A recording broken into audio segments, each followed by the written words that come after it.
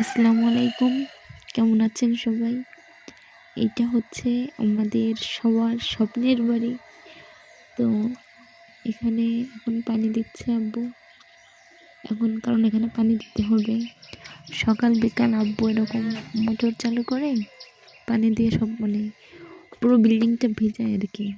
আর এই যে জায়গাটা দেখতে পাচ্ছেন, এটা কালকেই ঢালাই হয়েছে এবং এখানে সিঁড়ির কাজ চলতেছে।